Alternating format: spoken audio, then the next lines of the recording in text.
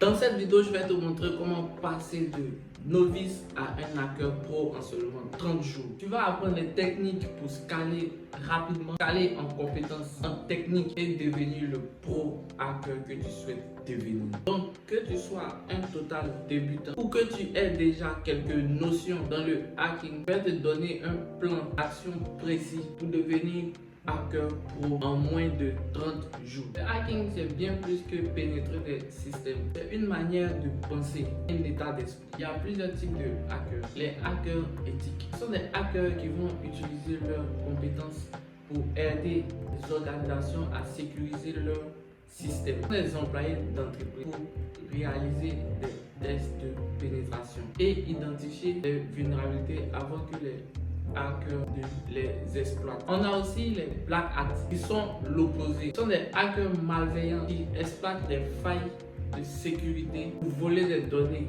ou bien causer des dommages. Enfin, il y a les grey hats qui sont le juste milieu. Ils peuvent découvrir une vulnérabilité et informer l'entreprise mais sans autorisation. Maintenant, tu peux choisir de te situer parmi ces trois catégories. Maintenant, il te faudra des certifications. Pourquoi des certifications? Si tu obtiens une certification, tu auras la compétence et cela prouvera que tu as les compétences nécessaires. Je vais te citer des certifications. Comme TIA Security Plus, une certification pour ceux qui commencent dans le domaine de la cybersécurité. Vous pouvez apprendre des concepts fondamentaux comme la gestion des risques, les menaces et les vulnérabilités et les outils de sécurité. Le CH, certification avancée avec les techniques utilisées par des hackers. Tu pourras apprendre à penser comme un hacker. L'OSCP, une certification les plus respectées dans le monde du hacking. Pour l'avoir, il faut que tu réussisses à pénétrer des systèmes dans un environnement contrôlé dont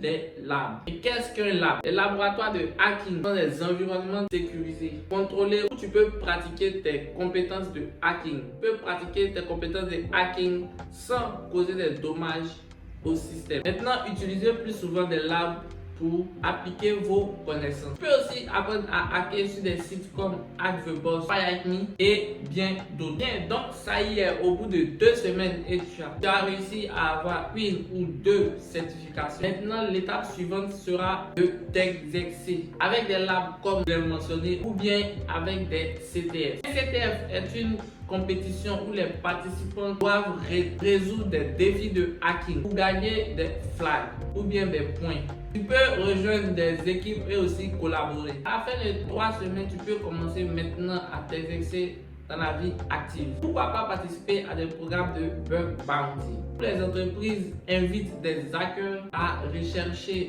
des vulnérabilités dans leur système. Et en retour, les hackers sont récompensés par des primes. Une plateforme de bug bounty pour ceux qui veulent HackerOne, Bugcrowd, Integrity et j'en passe. Alors ne te contente pas de lire des vidéos ou des livres. Mets ton travail pratique. C'est comme ça qu'on apprend. C'est comme ça qu'au bout d'un mois, tu pourras réussir à être un hacker pro. Bien, nous sommes à la fin de la vidéo. S'il y a des thèmes, des questions sur cette vidéo, sur le hacking ou en rapport avec le hacking, je vous invite à me faire savoir en commentaire. Abonnez-vous sur ce ciao. Et pour ceux qui veulent voir les techniques, des démonstrations sur le hacking, je vous invite à cliquer sur la vidéo ou la playlist qui s'affiche.